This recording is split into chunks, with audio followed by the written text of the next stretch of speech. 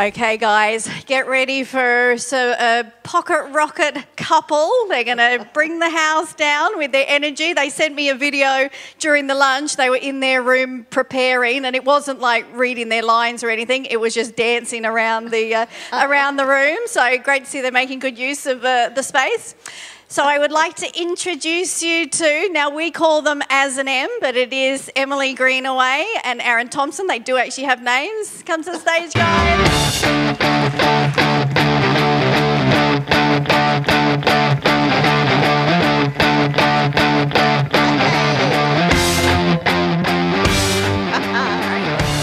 doing well. Good to have you here. Oh, very welcome. Okay. Guys, so you guys both had renovating things going on before I Love? Yes. So yes, I'm really nervous. You're going to push me off the stage. Just stay there. There we go. So yeah, we both did a bit of real estate stuff before we met you, Dee. Mm-hmm. And it served a purpose. Mm-hmm. I personally did things a little bit creatively because I had no money. I started with like Zipola. I was actually probably poverty line at the time, and I very distinctly remember burning my last piece of food. That's how bad it was, and really had to do all sorts of creative things, but... Because you were in the entertainment industry, weren't you? Yeah, I was, and it was very hand to mouth. Yeah. And... so all the stories about struggling actors is the case? Oh, yeah, the highs are amazing, but the lows, like, seriously, you're scraping yourself off the floor some days, and I actually really wanted to get into property. I wanted to own a house. Literally didn't think it was possible for someone like me, and I never ever saw that there was going to be a way to be able to do it. But I suppose at the time they served me those properties, and they allowed me to become more involved in property, and I collaborated with a lot of people and joined forces. But then it got to that point where my mindset equated accumulation with self-worth in the real estate game, and so I thought that that's what I had to do, and instead I was just going nowhere fast. It served a purpose, but then I wasn't going any further than that. I was just sort of staying in the same situation, and I didn't know how to move forward from that. And I was dabbling in reno, yes, nowhere near to the degree that we do now, because I was doing it all on my own, and she was pretty good. He's got to say. And it was regional towns and so forth. And look, I got to the point where I struggled with tenants and ended up in all sorts of dire straits, did things all sorts of shades of wrong, and learned lessons that will stay with me for life. But, yeah, then I met this one. This one? Mr. Perfect. And he also had his journey up until when we met, which in real estate, but... Yeah, my journey started off a little differently. I built my first home when I was 23, I think, at the peak of the market of when everyone else in the same subdivision was building 4-bedroom, 2-lounge room, 2-bath, 2-car. And I actually just sold that property 8 or 9 years later for an extra $10,000. So, as you can tell, I was pretty good at this real estate game. So the next step after that was to move to Queensland the first time with my ex-wife, and bought my dream home as a second home, because I thought that's what you do. You work really hard and save up a big chunk of money and put it all into your PPR. However, I did actually operate that house, now I found out, 100% illegally. I actually rented it out room by room, cash money in the pocket, which was great. No smoke alarms, no separate exits. No insurance? None of that. No insurance. No. The cash flow-wise, it was amazing. And I actually paid $740,000 for that property, converted it from a 4-bedroom to a 7-bedroom house, and then sold that one 4 years later for $699,000.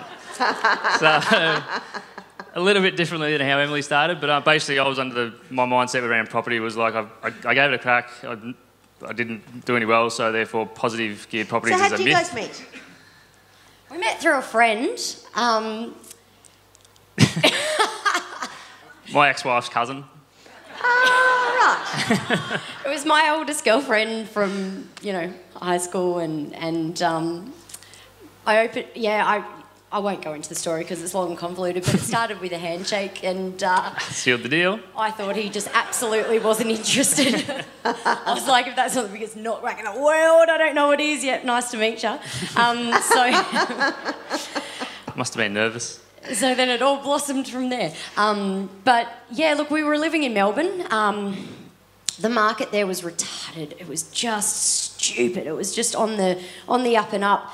And we came up because we both were in a situation that we couldn't quite break into the Melbourne market. We thought we wanted to renovate there, and we'd go to an auction, and the starting bid would be, way up and above what the advertised price was, and it was just ridiculous, and it was just a nightmare, plus the fact that it's dreary and rainy, and he was driving 2.5 hours each way to a job site, so that's 4 hours a day in the car. I was running a business from home, sending myself broke because I'd refinanced a property and basically poured it all into working from home badly, and dabbled in the US market, and I really wanted to give that a crack. I was getting up at 2 and 3 in the morning, making all my calls, and I went over there and I actually saw the benefit, but then once I got back here, it all fell to the wayside, and so we knew that something had to change, and we actually came up with a little strategy to rent properties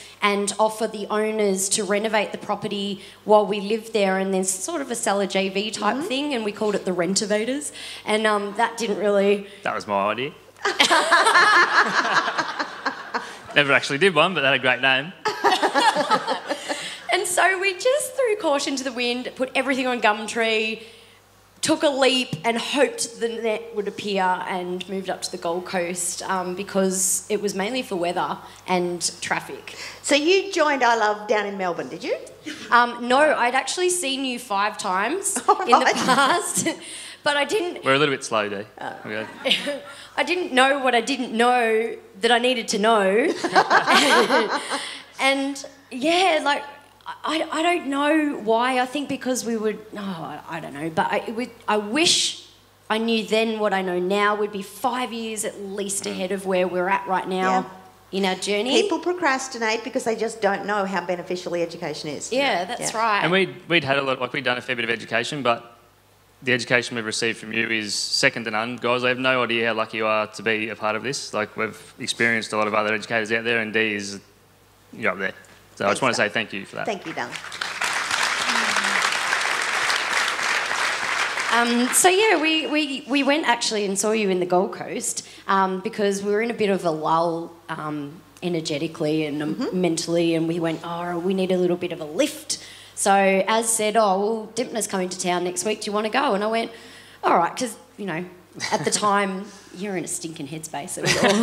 And he suggested it, so I'm like, all right, yeah, let's go. So we went and we sat in the audience, and I said, I thought he was going to say it, but I actually turned and I said, I think we need to do this, because we moved to the Gold Coast, and 2 seconds later got this phone call randomly out of the blue, and we had the opportunity, which was really, really awesome, to be a part of a Channel 7 show for renovating, and it was really fun. But then I was personally stressing about when that experience finished and the momentum subsided, what was going to happen after that, and if we would have the emotional strength and willpower to keep going on that degree. So I saw the benefit in joining the community more than anything, to just for the kick up the arse to keep going. and I knew, look, it's environment wins out over willpower any day of the week, and I just was really worried that we would stop the momentum, and I just wanted something to fuel that, to keep it going. Yeah. And also too, it was getting really lonely. We were doing all these renos, and then no one wants to be a friend. Once Nobody talks real and we estate spent talk. a lot of time together, and the conversation between us was even drying up at a point. So I was like, well, we literally need to meet some more like-minded friends, and what better part than come and join a community around real estate. So yeah. So this was your starting position, in 2013? Yep. Yeah? Woo. Okay, 50,000 look at that negative negative. cash flow, 50 grand. Yeah, we were in lots of bad debt. Oh dear. Yep. And although there was some trickling positive stuff, it was just, like I said, it was going nowhere fast. It was just round in the merry-go-round. And yeah, we just needed to do something drastic to get out of that situation. And yeah. So part of that was the move to Queensland, but your Yes. first deal when you got up here, this was while you were on the show. Yep. Yep. How did this one go? So I saw this online. It was 9 a.m. I remember it distinctly. It was a Friday, and I rang the agent and I spoke to her for about 2 hours. She was really great, actually. She was an awesome agent. And she said, well, you know, there's been a lot of interest. It actually was under contract, but it's back on the market now. It fell through. So if you want it, I suggest you get up here because it's going to be open again tomorrow. So I said, right, I'll call you back. Anyway, I booked a flight. I was on the flight by 1 o'clock. I was up in Queensland by 3 o'clock. I was meeting in front of the vendor by 4 o'clock. And then I think I flew out that night, didn't I, or something like that. Anyway, and we bought it. And we bought it for $336 because they wanted an extra $1,000. Oh, it was ridiculous. It kept going back and forth. And yeah, we lived on site for this one, and because of the show, it took a hell of a lot longer than expected. And you know, plaster dust in everything, in our toothbrushes, in the pots and pans, everywhere. I was actually working still at the time because I actually didn't really think about the fact that we didn't have cash flow. So we just wanted to go. And so we got up to Queensland. We were midway through this reno and I went, yeah, we got no money and we can't pay any bills. What Clint touched on yesterday about doing all your pre-work before you decide to go full-time, make sure you do it. Don't get all ego like I did and went, nah, I can do this full-time, I don't need an income. And basically we spent every cent we had into this project and lucky enough it paid off in the end. But obviously setting yourself up for full-time with no employment before that. Yeah. And I was working. I worked for a guy in Melbourne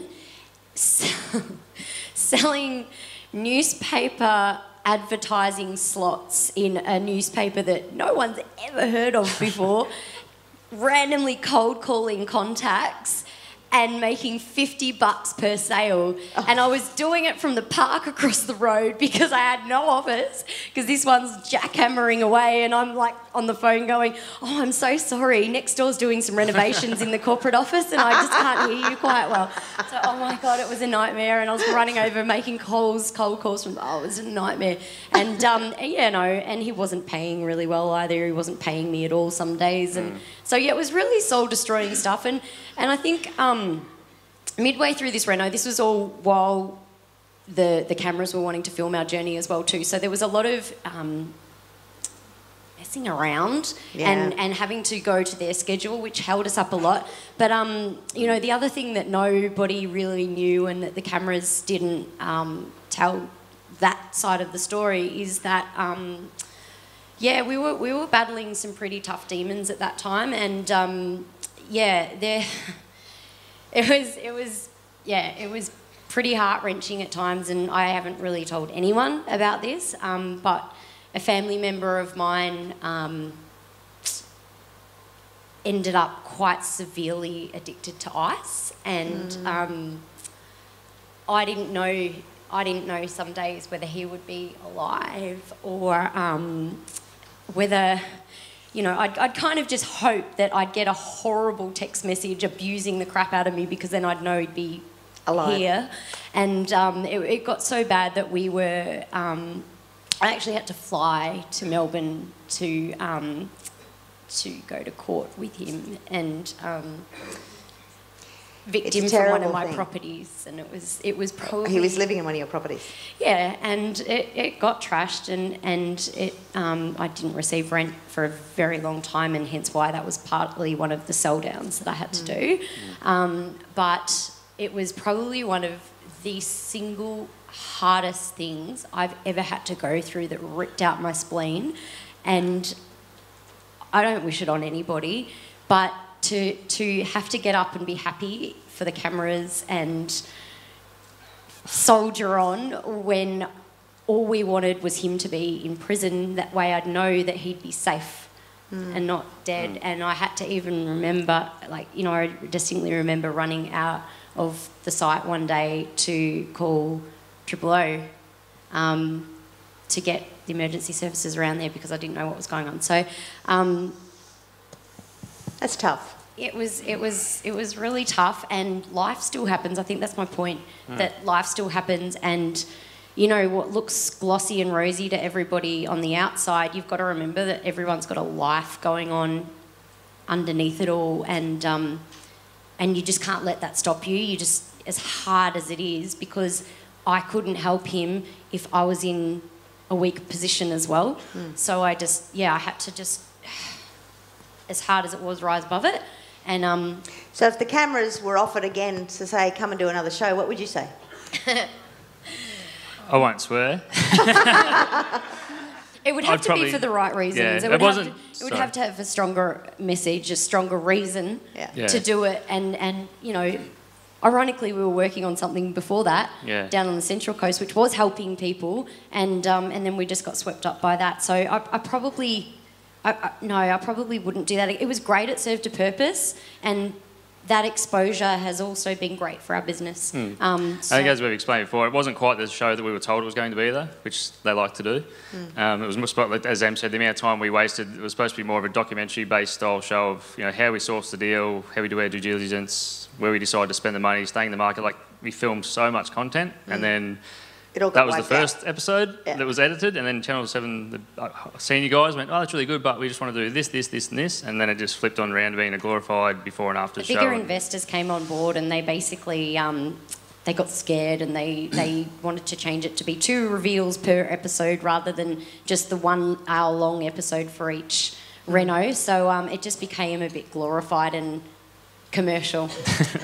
All right. Yeah. So Anyway. you're living through this one. Yeah, we lived through this It one. took 6 months. It did, longer than we thought. But look we, at it now. Yeah, we lived to see the day, and it worked out real cool. And that we've kept that one because This was our first flip, wasn't it, babe? It was. That someone didn't want to sell. The flip that he didn't flip. Yeah. So we refinanced it though, but a lot of that we paid out some investors, and you know, obviously we'd been 6 months without any income as well too. So although we made some great money off it, it was still, you know, we weren't sailing around on yachts in the Caribbean, that's for sure. And then the next one, Reno number 2. Just the figures on this one? Mm-hmm. Yep, so we bought it for 336. Spent 30 on the reno, obviously with stamp duty and everything else. We refinanced it in at 580. It's actually worth 480. It's actually worth 580 now. And this is on the Gold Coast. It is. It's in Coolangatta. Yep. And 110 Sorry. positive, 110 profit on that. And it's positive? Or you're living in this No, one? it's very positive. Very positive. Yeah, it's on Airbnb. Okay. Yeah. So what kind of money do you make on the Airbnb on this? It's 53 gross, and then net, what did we work it out to? About 20. I think the figures are in there later. 20 to 25, I think. Okay. Yeah. Yep. Positive. Yep. Positive. Fantastic. Yeah. Fantastic. Yeah. Okay, so you found yourself a cookie cutter. Yeah, it worked. Yeah, so finally. we thought, well, if it ain't broke, don't fix it. Let's do that again. Okay. And stuck with the styling, stuck with pretty much all the same materials that we'd used before. Yep. And we walked into to view a unit, and we could basically see exactly what we'd done here, and we re-imprinted it on this one. So But this one only took 6 weeks. it 6 did, weeks, yeah, yeah. because we kind of knew what we were doing this time. We weren't making it up as we went along. So, we stuck with the tones and the colouring and created a space outside because, you know, that was ugly, very ugly. But yeah, 6 weeks, and then we turned it around.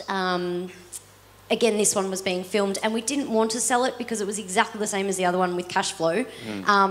But we had to because we were contracted to the show to sell it. You had to sell it under had to sell contract. it. Because we were under contract to do a flippers show. Flip. And we hadn't flipped the property yet. And the amount of content they'd filmed of us, and they basically threatened legal action if we didn't flip it. Yeah, we've got a nice little... And if we had have had the education which we know now, we would have started up a trust and brought the We would have bought it off Could have just brought it off ourselves.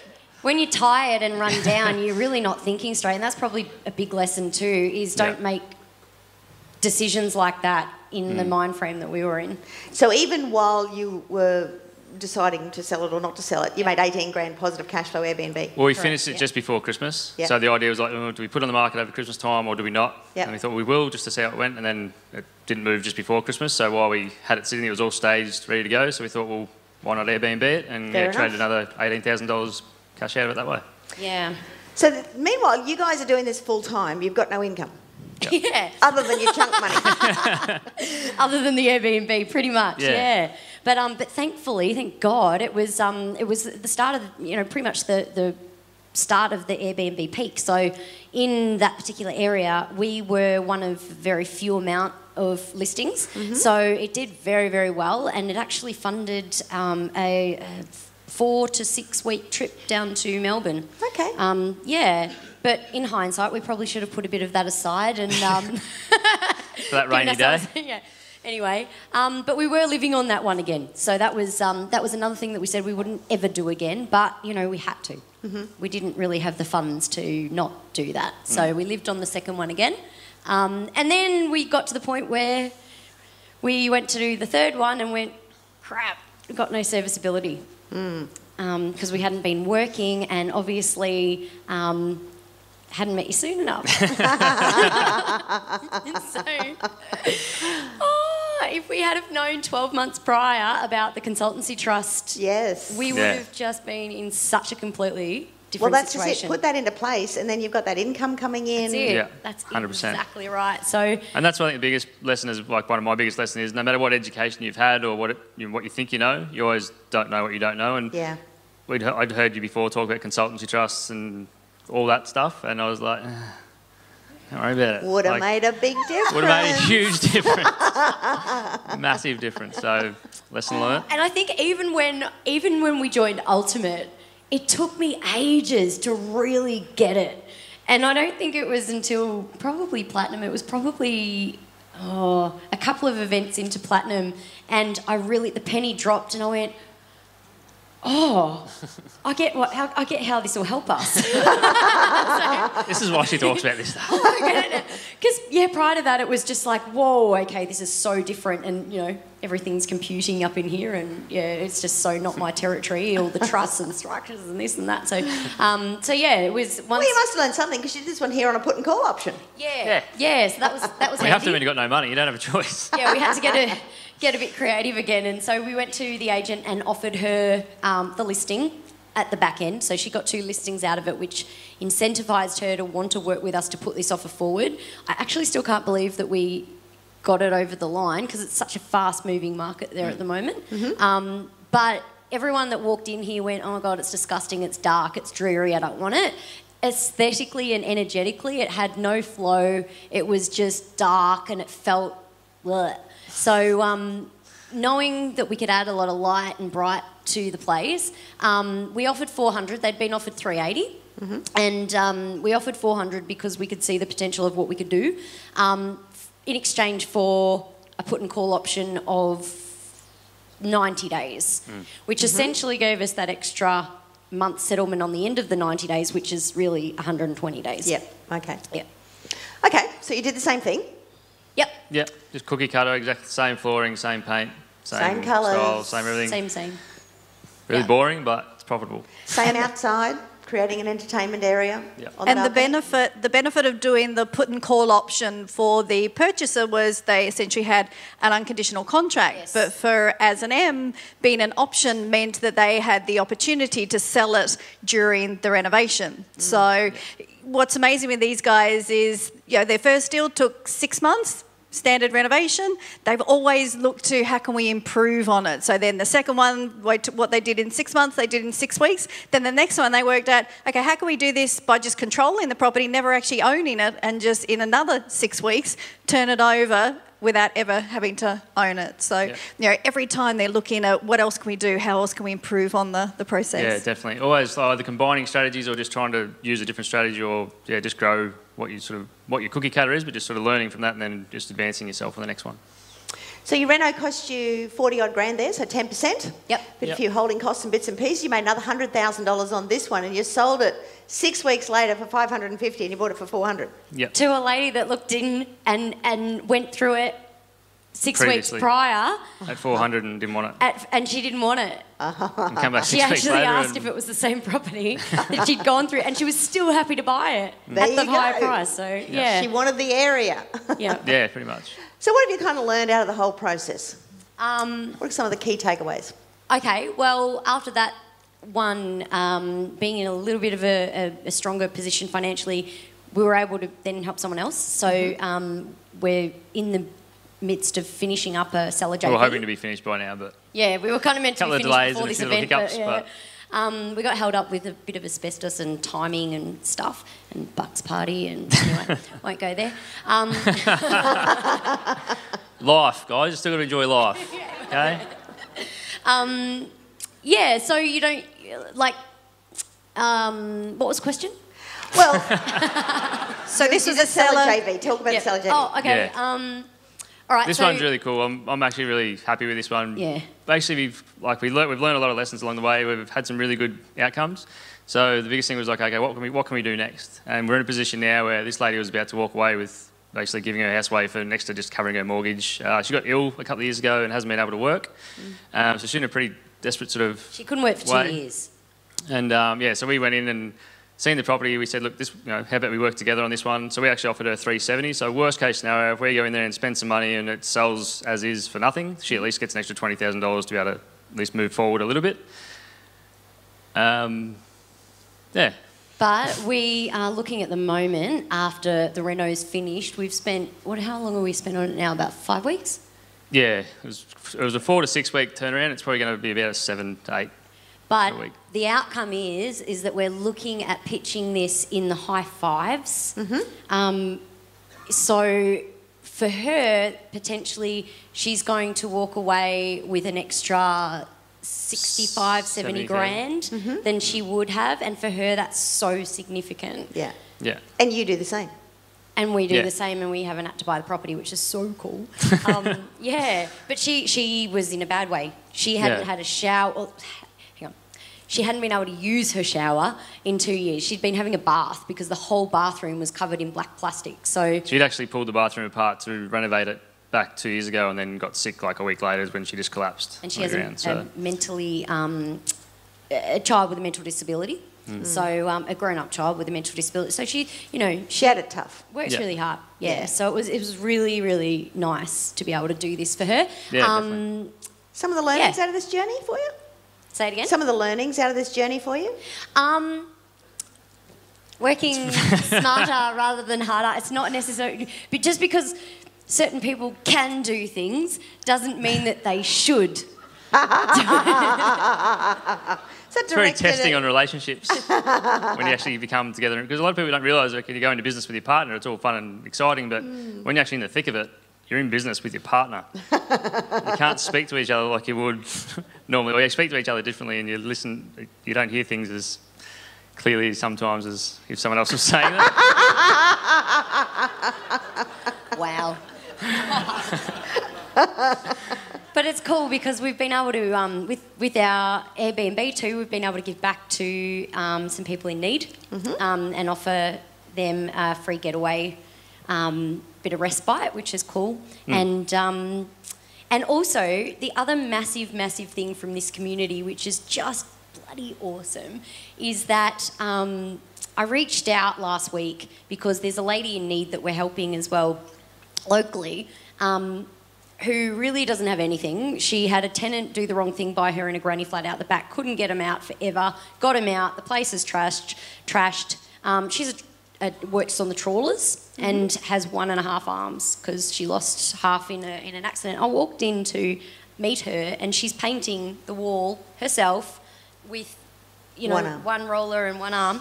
And it just blew my mind how much of a battler and everything that she was, and that she really wants to get ahead. She was showing, like, she just wants to get back on track. And I reached out to the community to see, because she wanted to Airbnb.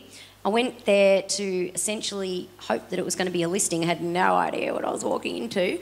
And it's totally not. But what I want to do is try and help her and show her how to do it herself. But she didn't even know that she needed furniture. So On an Airbnb. Yeah. yes, so I reached out to the community, and if it's okay, can I just mention a couple of people that have really helped? Yeah, absolutely. So Amanda McFarlane, Sue Jordan, Shane Radburn, Lorraine McCaig, and Shane Primmer donated $500. So, and I was blown away because, you know, it's one thing for us to be able to help people, but when a whole community pitches in and you can help people, and I think that's the moment it really just clicked that this is really powerful. It is. Yeah. Well done.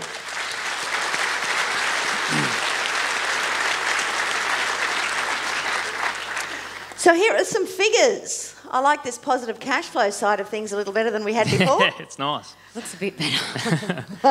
We can live, yay. So where to from here? Yeah, that's the $1 million question. Well, can you flick the slide because then I'll remember because I can't. Well, this is about advice more than things. But Okay. So what do you want to do next? Yeah, so hearing Kevin yesterday, I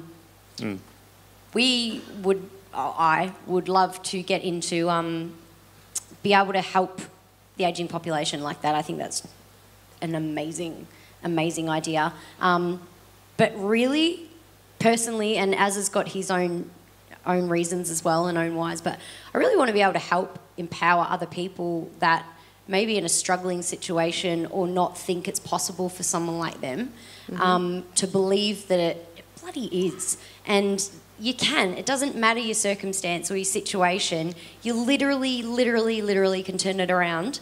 And it doesn't matter if you've got no money even, you know, with the strategies you teach, you don't even need money. So I think I'm really passionate about doing that. And the other thing is also in alignment with I really want to help my family. You know, I've seen, when I was a kid, I've seen my dad in a position that he had a multi-million-dollar company in the music business. And then yesterday he called me, he was tickle pink. He was like, guess what? I'm going to become an Uber driver. and I just thought, good on you, but I don't want him doing that. I want to be able to retire my parents and my family and because of what they've done for me, and I know that Azza's the same as well. Yeah. Yeah, 100%. About family. Yeah, family. Yeah.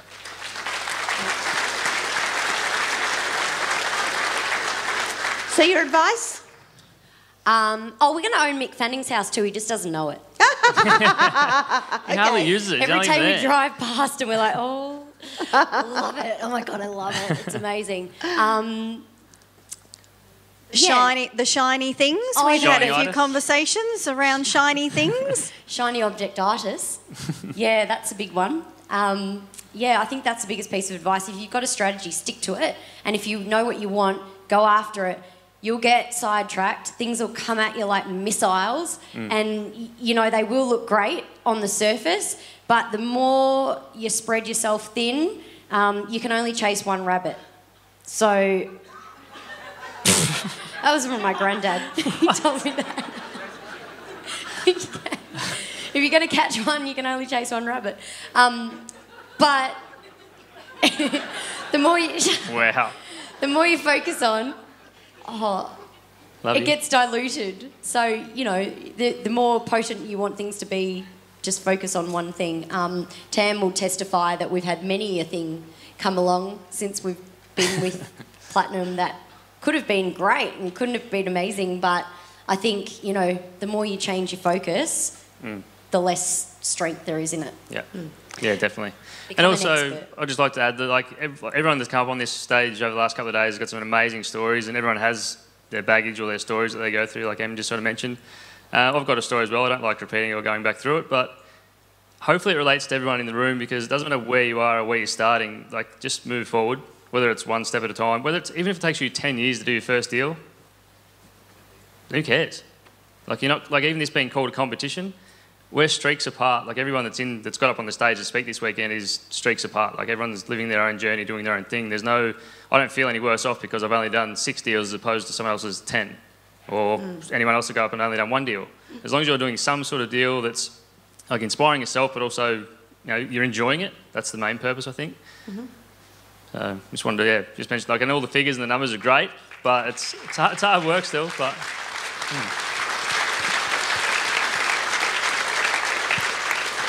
And I also just really want to give credit to you, my baby, because, you know, there was a time when you didn't even think that you were worthy of being here.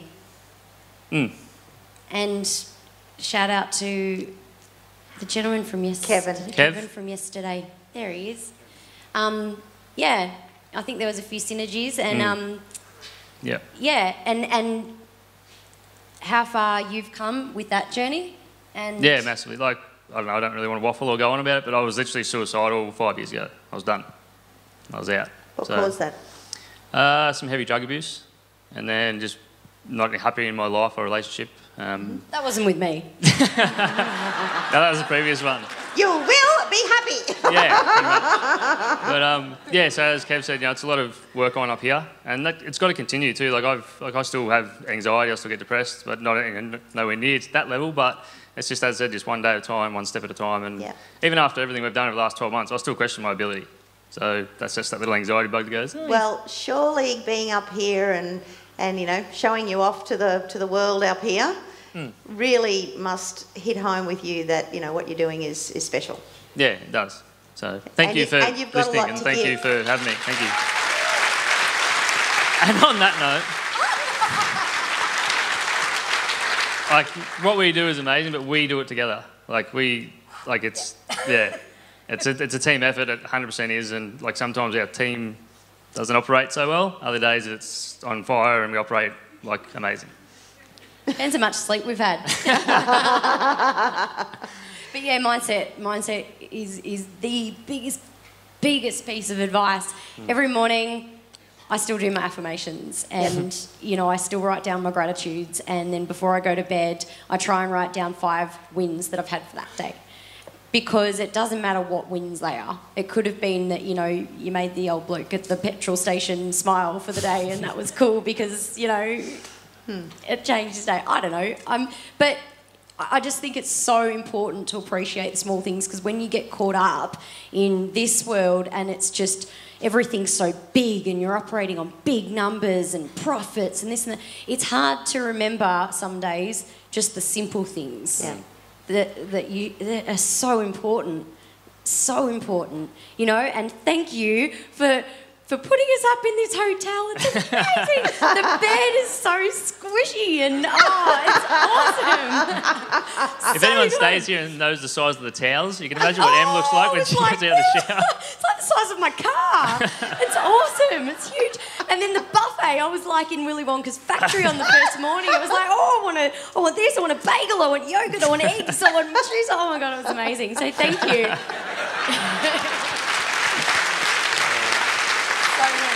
Give a big round of applause. Thank you, guys. Good on you, Dal.